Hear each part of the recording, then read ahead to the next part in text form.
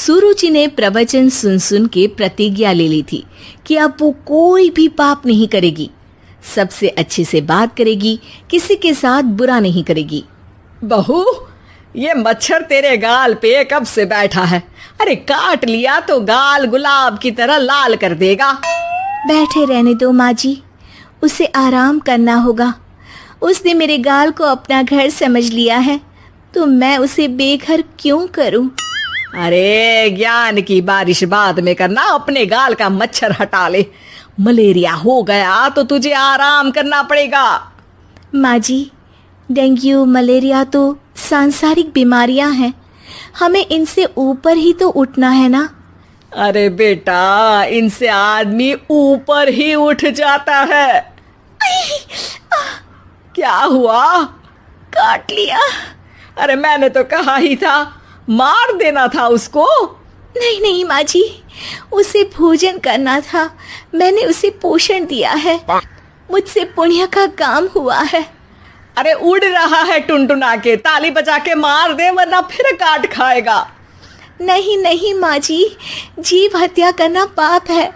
मैंने एक बार व्हाट्सएप पे एक उपदेश पढ़ा था, मच्छर आपको काटे ये उसका जुनून है, उसके बाद आप खुजाओ ये आपका सुकून है, लेकिन कभी मच्छर को मारना मत, क्योंकि उसकी रगों में आपका ही खून है। अरे तू और तेरा व्हाट्सएप का ज्ञान, भगवान बचाए। सुरुचि की ये पुण्य करने की आदत से कई बार सुरुचि का नुकसान होता, लेकिन फिर भी वो पाप से दूर रहती। सुरुचि, मेरे सर में जुएं हो गई है, निकाल दोगी? कोई आपको अपने घर से निकाले, आपको अच्छा लगेगा क्या? अरे लेकिन परेशान करती हैं जुएं, दिन भर सर खुजाता रहता हूँ। देखो, इसी बहाने तुम्हारे सर की चंपी हो जाती है। तुम्हें तो जुओं को थैंक यू कहना चाहिए। तभी बाहर से ससुर जी की आवाज आती है। बहू, बहू। अभी आई बाबूजी। बेटा सुनो, ये देखो चाय में ना मक्खी तैर रही है, दूसरी चाय ले आओ जाओ। ला दूंगी, पर मक्खी मत हटाइएगा। अरे क्यों बेटा?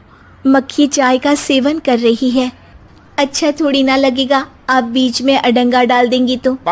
आपको अच्छा लगेगा क्या अगर कोई आपकी चाय छीन ले? अरे पर निकालूंगा नहीं तो मक्खी मर जाएगी बेटा।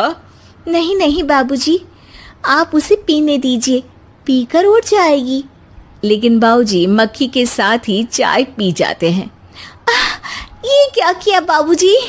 अरे मक्खी सिर्फ चाय ही क्यों पिए, आज सुबह मैंने मिठाई भी खाई है, पेट में ही है, वो पेट में चाय भी पीती रहेगी और मिठाई भी खाती रहेगी।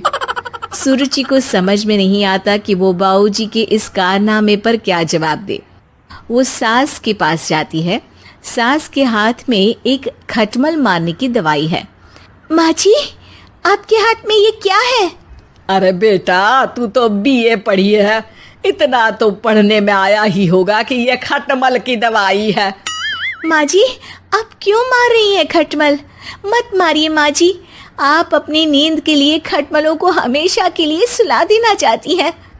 अरे अब चुप भी हो जाओ देवी, पुरानी दवाई है, एक्सपायर हो गई है, फेंकने जा रही हूँ, नहीं मार रही हूँ खटमल। और वैसे भी खटमल से ज्यादा तो तूने हमारी नींद हराम कर रखी है। माँ जी, पुण्य करना चाहिए, आपको तो ज्यादा करना चाहिए, आपकी तो उम्र भी हो रही है।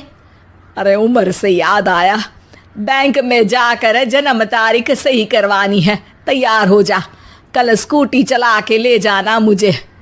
अगले दिन सास घर से निकलने से पहले दही शक्कर खा रही है और जल्दी जल्दी में हाथ नहीं धोती। बहू स्कूटी निकालती है और सास ताला लगाती है।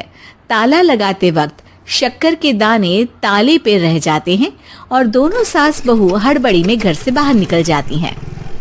अच्छा हुआ कि तेरी स्कूटी में सेल्फ स्टार्ट है, वरना तू तो बोलती कि मैं किक नहीं मारूंगी, किक मार दी तो पाप लगेगा। माँ जी, इस तरह मजाक करना भी पाप होता है। दोनों सास बहू बैंक पहुंचती हैं। अभी लंच टाइम है, बाद में आना। अरे भाई साहब सुन तो लो, करवाना क्या है?